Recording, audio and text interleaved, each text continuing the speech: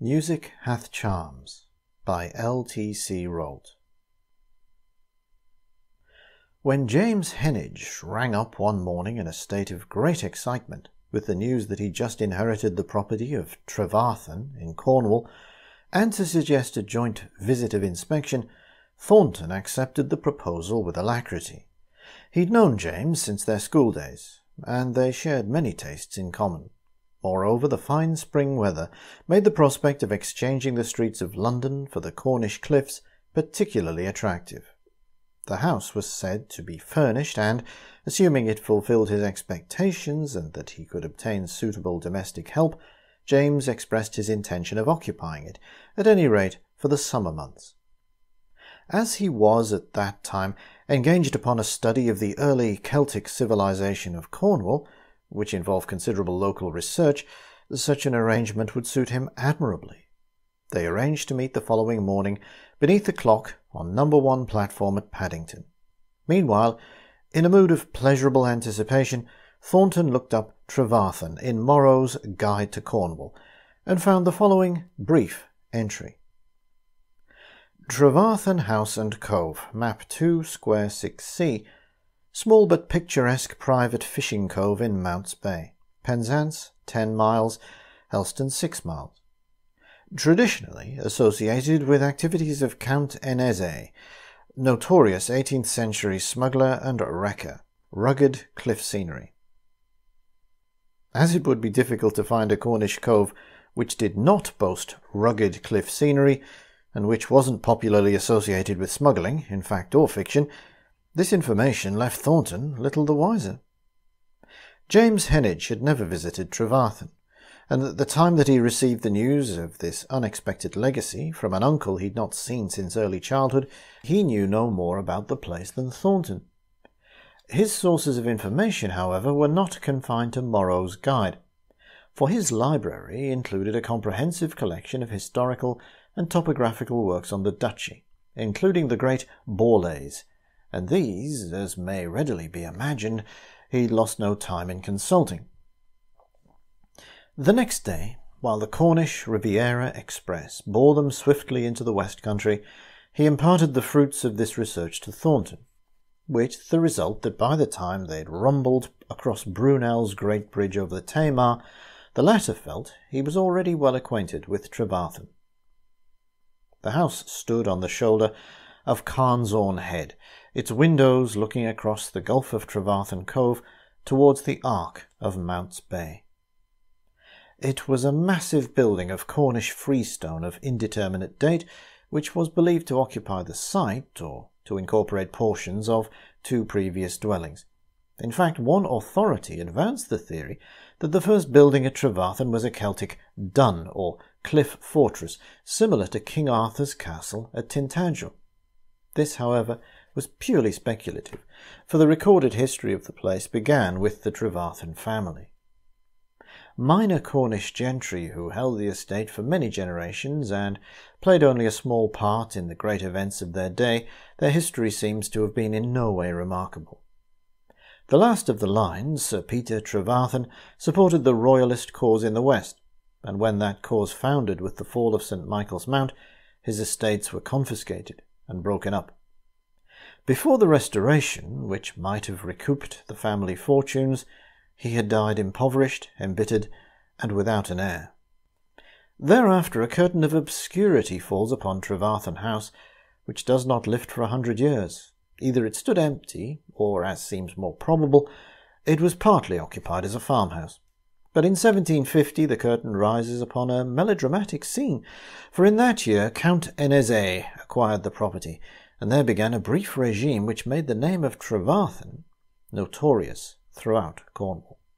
Count Pierre N.S.A. de Eu, to give him his full title, is said to have been of Huguenot family, and to have come to Cornwall by way of the Channel Islands, but no more is known of his past history or of the reason why he chose to establish himself in this remote and by this time semi-derelict house.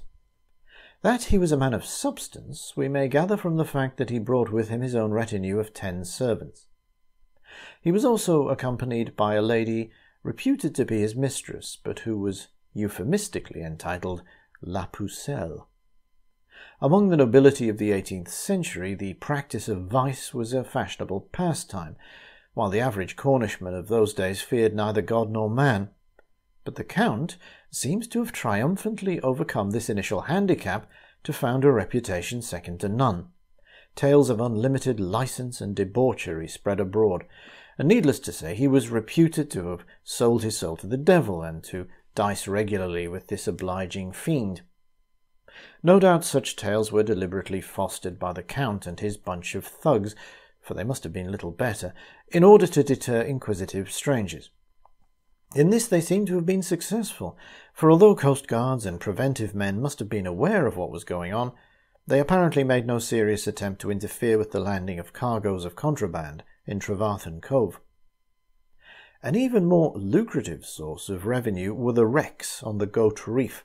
The Count was reputed to lure vessels to their doom on the Goat by showing a false light on Carnsorn Head, but these stories of wrecking by means of false lights usually have little foundation. When the great gales lashed the seas to fury around that savage coast, those pitiless shark's teeth of rock must have done their work, often enough without such aids. Even in these days of steam and diesel power, they still claim their victims. False lights or no, there were an unprecedented number of wrecks on the Goat during the Count's regime, and we may imagine that the few survivors met with little mercy at Trevarthen. As is so often the case, a reign of violence ended in violence. A local fisherman laying lobster pots offshore noticed that both the house and the cove seemed deserted, and that the Count's lugger was missing from her usual berth. Emboldened by this unusual stillness, he brought his boat into the little harbour and landed at the quay. Under the cliffs where the zigzag path descends from the house, he found the body of Count Pierre Eneze de Hou, with contorted face and broken neck. But of the rest of his gang, including La Pucelle, there was no trace. The superstitious declared that the devil had claimed his own. But the more reasonable explanation, which found favour with the majority, was that La Pucelle had become jealous and persuaded the others to murder the Count before making off with as much of his ill-gotten gains as they could lay their hands on. "Quite a colourful story," concluded James with a laugh. "Good enough for a schoolboy thriller, don't you think?" Thornton nodded. "What happened to the house after that?" he asked. "Oh, nothing of any interest," answered the other. "It stood empty again for many years until my great-grandfather took it, and apparently spent a lot of money doing it up. Funnily enough," he added, "he's supposed to have been of Huguenot descent too, though he didn't take after the wicked Count. By all accounts he was highly respectable." Thereafter, the conversation drifted to more general topics until the train slid down the long incline from St. Erth, and they saw the majestic shape of St. Michael's Mount framed in the carriage window.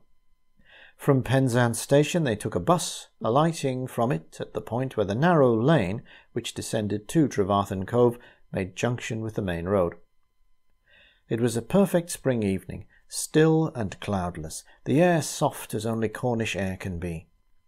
The main road had taken them out of sight and sound of the sea into bleak uplands punctuated by the gaunt stone chimney shafts of derelict tin mines.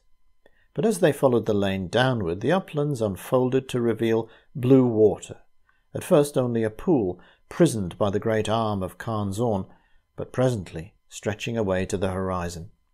And soon they scented the salt tang of the sea, and heard again the eternal voice of the Cornish coast, the endlessly recurring thud and surge of the waves against the cliffs of Trevarthen, and the lost crying of the gulls.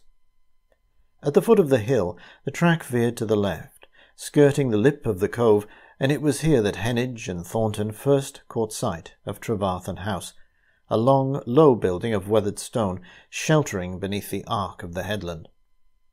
Its windows, facing westwards over the sea, glowed with reflected fire from the setting sun. For a few moments they stood entranced by this romantic spectacle, before pressing on up the farther slope toward the house. James almost ran in his eagerness to set foot in his new home. "I quite forgot to tell you," he panted over his shoulder to Thornton, who was doing his best to keep up. "There's an old couple, name of Penrice, who are supposed to be looking after the place. I sent them a wire, so they should be expecting us." They reached the low arched doorway, pulled an iron ring which jangled a bell somewhere in the back regions of the house, and Mrs. Penrice duly appeared. She proved to be a voluble old lady, so it would be tedious to recount the conversation which ensued, but if she was garrulous, she was also efficient. She had prepared beds for them. An appetizing and highly seasoned aroma, which suggested Cornish pasty, wafted out from the kitchen, while the way in which she directed her docile husband to relieve them of their suitcases left little doubt as to who was in control of the establishment.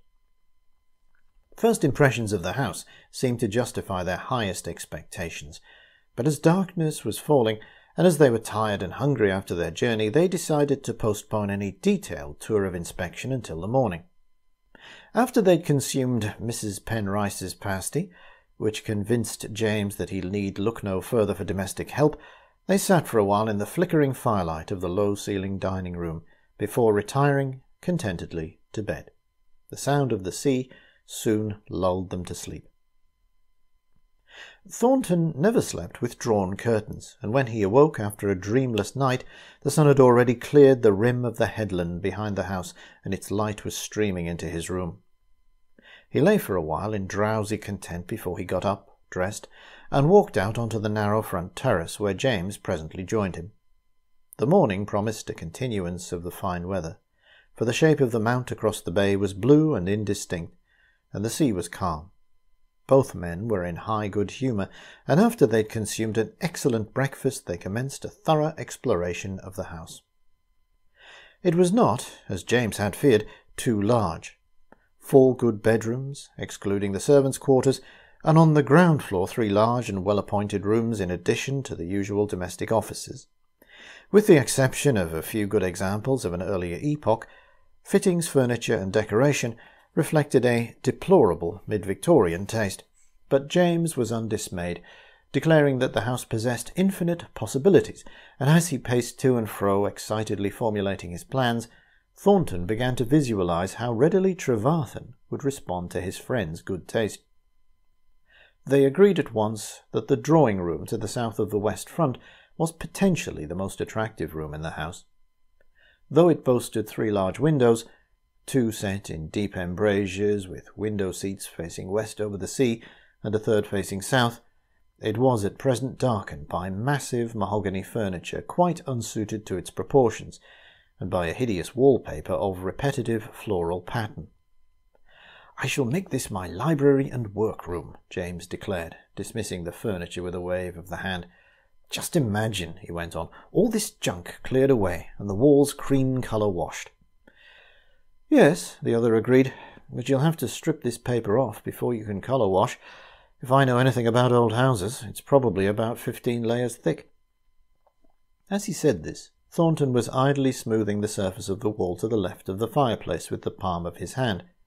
In doing so, he made a discovery that he was afterwards destined most bitterly to regret. His fingers detected and followed a slight symmetrical irregularity in the surface of the wall beneath the paper. He felt and then felt again. "I say," he said eagerly, "got a knife on you?" "Yes," said James, coming across the room and taking out a pocket-knife. "Why?" Thornton took the knife and opened the blade. "Unless I am much mistaken," he answered, "there's a cupboard behind here. Mind if I cut the paper?" "Not a bit," James assured him, and added with a laugh, "Perhaps it's full of the old Count's loot." After a few moments' probing, Thornton made a neat rectangular cut in the paper, which was interrupted only in 3 places by what were undoubtedly the hinges and latch of a door. The next thing to do was to open it. After layer upon layer of paper had been peeled off, it became obvious that the cupboard was not locked, but was held by an inside latch, the lever of which had been removed and the resulting hole plugged up. To push up the latch with the aid of a strong kitchen knife obtained from Mrs. Penrice was the work of a moment. The door opened to reveal a small cupboard of 3 shelves, let into the thickness of the wall, but to their unbounded disappointment it appeared, at first glance, to be empty. "Wait a minute, though," said Thornton, stooping to peer into the dark lower shelf. "What's this?" He thrust in his arm and dragged into the light an oblong wooden box about the size of the average deed box. It was beautifully made of oak, with elegant brass mounts. "Aha!" exclaimed James exultantly. "The treasure! What's the betting? Diamonds, doubloons, or only the missing will?" They carried it into the light and set it down on the table by the window. The lid opened quite easily, and then, after their high expectations, both men burst out laughing at the incongruous nature of their discovery. For it was a musical box. Closer inspection, however, revealed that this was no ordinary musical box. It operated upon the normal barrel and pin principle, in this case the barrel being of wood, studded with brass pins. But instead of striking the usual comb, these pins opened the valves of a set of little organ pipes, which were supplied with air by a diminutive bellows, worked from the barrel spindle by a crude form of cam action. The barrel was rotated, externally, by a neat S-shaped handle, which was at present detached and lying snugly in a compartment at the side of the case. It was, in fact, a miniature version of those barrel organs which were widely introduced into village churches towards the end of the 18th century. Most musical boxes exhibit, on the inside of the lid, a list of the tunes which they play.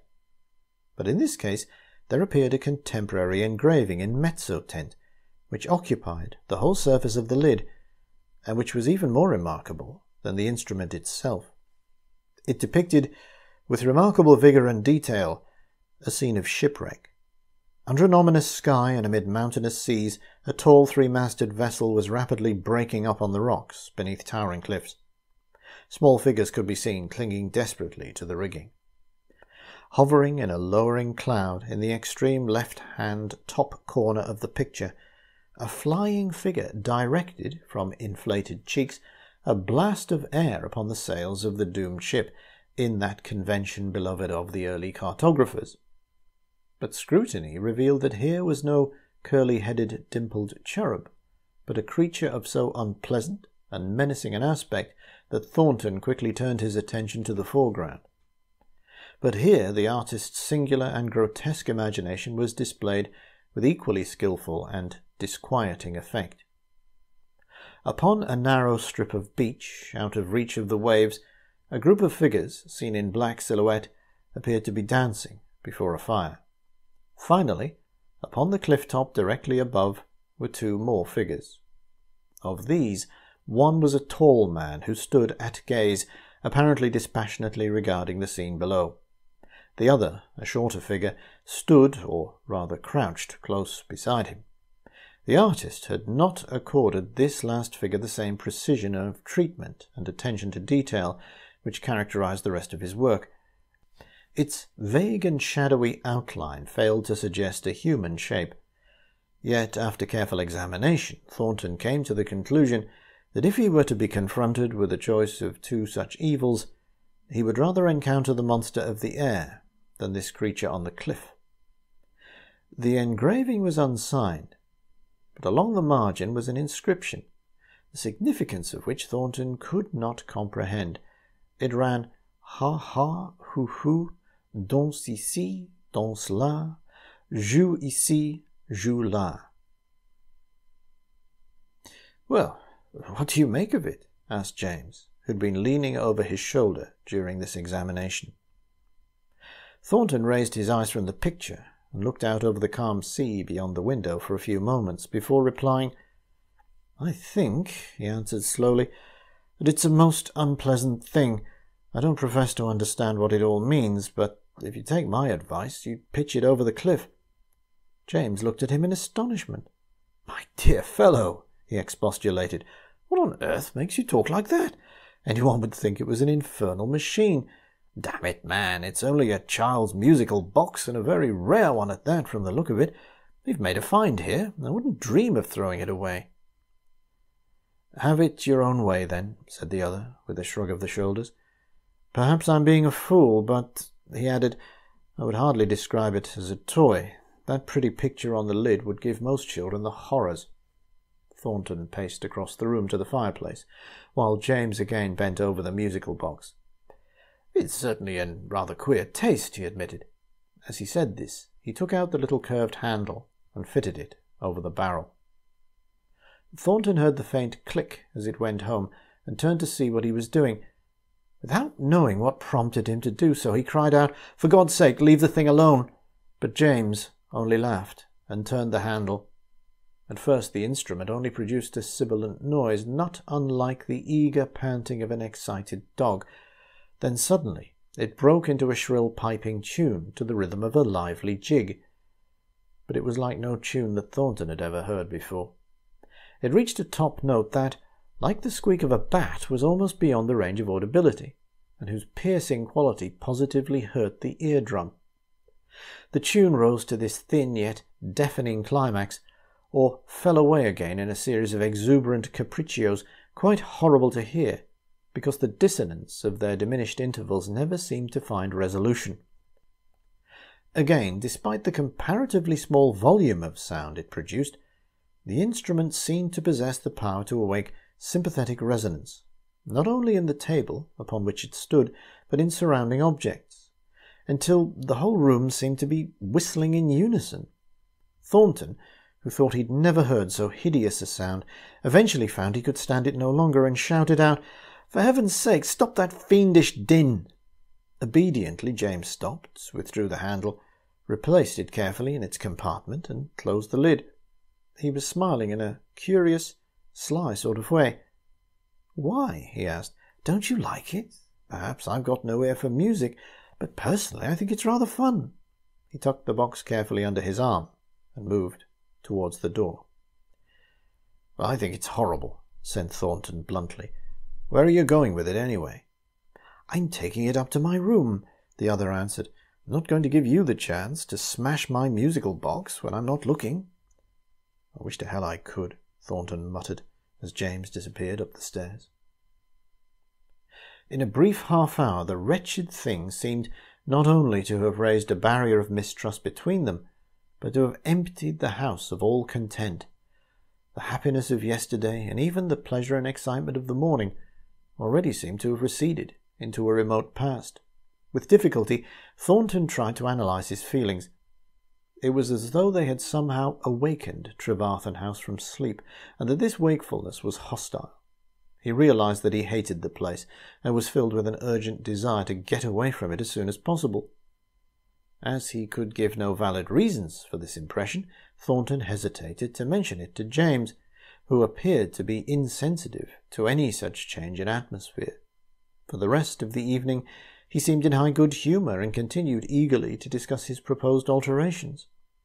Yet, although it may have been his imagination, Thornton thought he could detect a certain forced quality about James's gaiety, a certain nervous restlessness which had not been noticeable the previous evening. He thought, too, that Mrs. Penrice seemed to be ill at ease, and to look strangely at his host while she was serving dinner. Thornton slept badly that night. To begin with, the weather broke unexpectedly, the wind veering to the southwest and rising to a gale which was accompanied by lashing squalls of rain. Though his room was on the landward side, he could hear, above the tumult of the wind, the thunder of heavy seas breaking upon the rocks. On its exposed side, Trevarthen caught the full force of the gale, so that the house seemed full of sound. Casements rattled, there were minor creaking noises which suggested stealthy movement, and once a door slammed somewhere. At one time he awakened from an uneasy doze and thought he could hear faintly the eldritch sound of the musical box, but decided that it must be the piping of the wind. Once, too, he thought he heard James talking, or rather calling out, in his sleep. By the time dawn broke, a grey, reluctant dawn, a flying cloud, Thornton had finally resolved to leave the place as quickly as he conveniently could. James came down late. He looked pale and distracted, and yet, in a queer sort of way, rather smug, as though he nursed a secret joke. In response to his friend's inquiry, he protested that he'd slept well, though Thornton noticed that he seemed reluctant to look him straight in the face. The barrier of reserve which had come between them now seemed to have grown insurmountable, yet Thornton doubted his ability to excuse his premature departure convincingly. It was a measure of the change which had come over their relationship that he found it necessary, on the pretext of posting an urgent letter, to send himself a telegram from the post office in the neighbouring village. It arrived while they were at lunch. Though he made polite protestations of disappointment at the news of his friend's imminent departure, James made no attempt to dissuade him.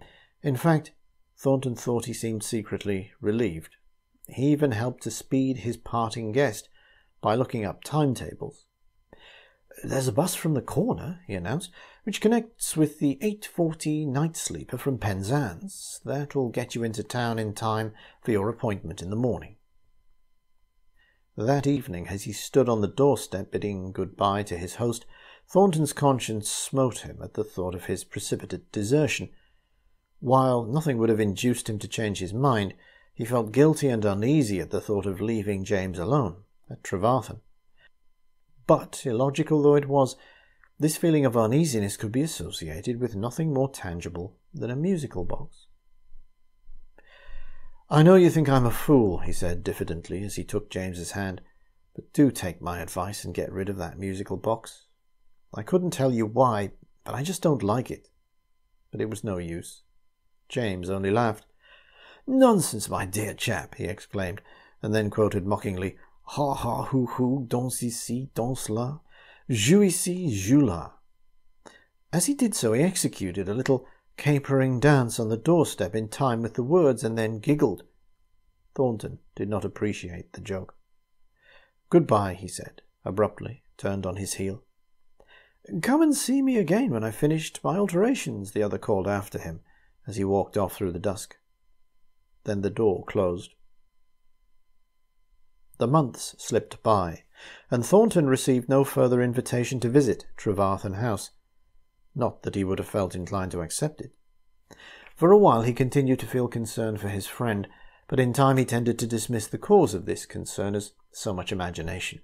Finally, other preoccupations drove the memory of James Heneage and Trevarthen House out of his thoughts. Or nearly so, for the unprecedented storms of the next 2 winters brought press reports of wrecks on the Goat Reef, and this reminded him of James, who, he thought, must be having an exciting time. 3 years passed before, one summer's evening, we again find Thornton descending the lane to Trevarthen Cove. Business had brought him to Cornwall, and remembering James Heneage, his curiosity had got the better of him. He drove out from Penzance, but as the weather was fine, he decided to leave his car at the crossroads and walk to the house as on the previous occasion. Everything recalled the keen anticipation of that first arrival. The sound of the sea in crescendo as he descended the hill, the cliffs of Carne's Orne, and there, as he turned the corner, Trevarthen House. As he approached the door, he realized that his previous impression, which he now most vividly recalled, had not been merely due to imagination. Why he knew this, it's difficult to say, but his instinctive impulse was to turn back the way he'd come, so that to advance to the door and pull the iron bell ring called for a considerable effort of will. His summons was answered not by the reassuring figure of Mrs. Penrice, but by a soft-footed and obsequious manservant who ushered him into the room where he'd made his discovery. "The master will be with you in a few moments, sir," he said, speaking with a slightly foreign accent, and with a curious emphasis upon the word master. Thornton looked round the room. James had certainly transformed it, though his taste seemed to have altered considerably. In earlier days he'd shared with Thornton a preference for what might be described as comfortable simplicity. But the taste that had furnished this room could only be described as opulent. Or was sensuous a better word? Walls, fitted bookcases, and the deep pile carpet were of a pale greyish-green colour, which was certainly an admirable foil for the rose velvet coverings of the luxurious sofa and chairs and the magnificent brocade window curtains. One corner of the room was occupied by a grand piano. The cupboard which he'd discovered had been converted into a small embrasure. The door had been taken off, and the interior painted in a shade of colour slightly darker than the walls, and cleverly illuminated by concealed strip lighting. In it reposed the only article in the room which he recognized, the musical box. It was highly polished, and the brass mounts gleamed in the light. The blazing fire made the room almost uncomfortably warm, while there was a faint cloying scent in the air, not unlike incense, or perhaps some sort of potpourri. As is the way with book lovers, Thornton ran his eye along the bookshelves to discover that James's literary taste had changed no less markedly. He noticed the works of the Marquis de Sade and de l'Ancre, Glanville's Sadducissimus Triumphatus, Sinclair's Satan's Invisible World Discovered, and various other obscure works of which he'd never heard, bearing such titles as Demoniality or Éloge des démons et sorcières. He turned for relief to the walls, but found there evidence of an equally unhealthy preoccupation. Reproductions of engravings by Albrecht Dürer, including the celebrated The Night, Death and Satan. The Temptations of Hieronymus Bosch, a small painting by Fuseli, and a drawing of Beardsley's from Under the Hill. On the wall between the windows which faced the sea hung a single painting in oils of the Surrealist school. At first glance it appeared to be an ordinary seascape, an expanse of sea stretching to the horizon with rocks in the foreground. But closer inspection revealed that these rocks were of strange shape. In fact, Thornton began to doubt whether the huddled forms upon the beach were rocks at all. He was examining this picture intently, and was rapidly forming the conclusion that it was probably the most unpleasant thing in the room, when someone chuckled softly, and he swung round to discover that James had come noiselessly in and was standing close behind him. He'd grown paler and thinner since he'd last seen him, and his eyes were very restless. "Hello, Thornton," he said, extending his hand. "Glad to see you. What do you think of it?" he went on, nodding towards the picture. "Don't you think it's rather nice? It's a bit of La Pucelle's work." "La Pucelle?" Thornton repeated, mystified, and the other laughed. "Oh, it's only her nickname, just my little joke in the tradition of the house. Her real name is Jean. You'll meet her in a few moments." While he was speaking, Thornton noticed that his friend had acquired some peculiar nervous mannerisms of speech and gesture. At the same time, however, there was something smug and self-satisfied about him, as though he still harboured some secret joke. Yet James seemed genuinely pleased to see him. "I am glad you came," he averred with apparent sincerity. "Sit down and have a drink. Sherry. You'll stay to dinner, of course." He took a heavy cut-glass decanter and 2 glasses from the shelf below the bookcase. "My word," said Thornton as he sipped his drink. "Where'd you get this? I can't buy sherry like this in London." The other giggled and looked sly. "You shouldn't ask such questions in Cornwall," he admonished. "But as a matter of fact, I'll tell you. We have to thank the Goat Reef for this. You may have read in the papers last winter about the wreck of the Santa Maria. She was bound from Portugal to Dublin, but she got blown hopelessly off course. A good many of the barrels were broached, but we managed to save a few. Sounds like the good old smuggling days, doesn't it? But when you live on the Cornish coast, you soon learn to keep a sharp eye on the beach." He giggled again, rubbing his hands one over the other. "Oh, yes, I'm quite deeply indebted to the Goat Reef."